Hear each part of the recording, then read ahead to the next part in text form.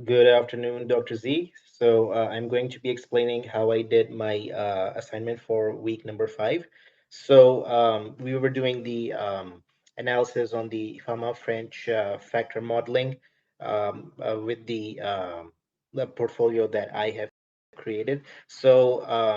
Instead of you just using words, because words has quite a lot of different variables and it's just like hard to manipulate the data just with them. I just use Y-Finance. So I just made a portfolio of 10 tickers right over here. They range from Microsoft, Apple, Johnson Johnson, JP Morgan, Exxon. So these were the high cap stocks, basically the big cap stocks. And then I had a few, four of medium and small ones as well, because I didn't want to skew the data. So that's why I tried to just have three or four large and maybe two medium and then three or four small ones. So that is just how I did. And then the data set that I have ranges from 2016 all the way to 2024. So that gives us a large number of data points that we can work with. So let's go ahead. So in this file, in this particular file, I just download the data and I get the stock prices and I just calculate the returns. So that was just simply that. The next file that we are going to move to is the market risk premium. So here it is right over here, how I calculated the market risk premium. So I had downloaded the WRDS data set, which shows the Pharma French model factors. It shows the HML, the market risk premium, and the risk-free rate as well. So I just used the risk-free rate from the WRDS data set that I actually downloaded to compare with the returns that I have calculated.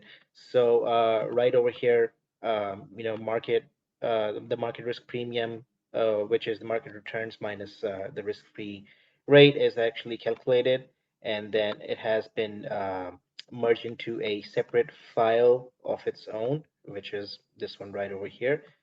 And then I proceeded to calculate the other factor, which is small minus big, and just to see like what the factors come out to be. And so this is where I actually calculate the SMB right over here for all the stocks that I had for the 10 ones, and I saved that into another spreadsheet. I just can't find it over here. Oh, there's the one. So there's the SMB observations for 2016 to 2024 for all the data that I have. And then we move on to high minus low.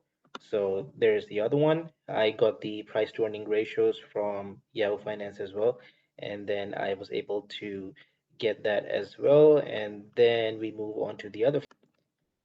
Now, this is where I just combined all the factors. So market risk premium and the SMB, the small minus big and high minus low. I have that all calculated into different CSV files, and then I just merged them into one single one, and I just saved it as Pharma French factors, uh, 2016 to 2024. So this is basically the ones that I had, and then we get into the good stuff, which is going to be right over here, in which I am running a comparison, or I should rather say a correlation between the factors that I have generated versus the official WRDS factors. That data set also I downloaded prior to actually doing that. So we have that over here. So the correlation, and let me just, so I have the code for the visualization right over here. So I think it is much better if I just run this program and show you what it came out to be.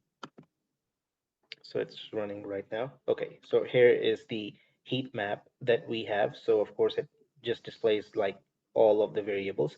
So the ones that are in capital are the ones that I have computed, and the ones that are in small case letters, these are the ones from the official Pharma French factors that we have. So let's compare the market risk premium to the that we have calculated versus what was the basically the official one. So as you can see, for the market risk premium, we have a 0.93 correlation with the official one. This is pretty good. And then we had the small minus big. So small minus big is it goes right over here, so 0.28. So this was actually a low correlation. I did not actually like this particular result. It might be the reason that since I'm using only 10 stocks versus the official one is using like all of the current stocks, that is why this is like one of the reasons why there is a difference of correlation. Then we also check high minus low. So high minus low is actually much better. It is 0.68. So there we have shown just to proceed ahead that yes, there is correlation between these factors, that the factors that I have contributed to versus the official pharma fringe factors. And then after that, we finally proceed to the regression, I believe.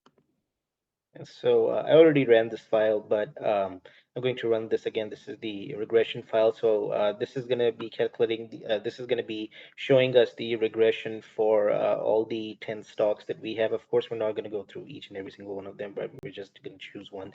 So let me run this. And hold on, there's a problem coming on over here. Okay, so I got it back. So this is for ExxonMobil that I actually got from my own model. So we can see the coefficient over here. So market risk premium in predicting our actually our prices, the returns that we have from French factors that we have calculated. So the coefficients are right over here. So market risk premium, how much that contributes is 0.12. Small minus big is actually minus 0.67. So that is actually negatively affecting. And then the HML high minus low is 0.58, you can say. Then we have the standard error terms and other statistics right over here. So this was my assignment. I hope you like it. Thank you so much.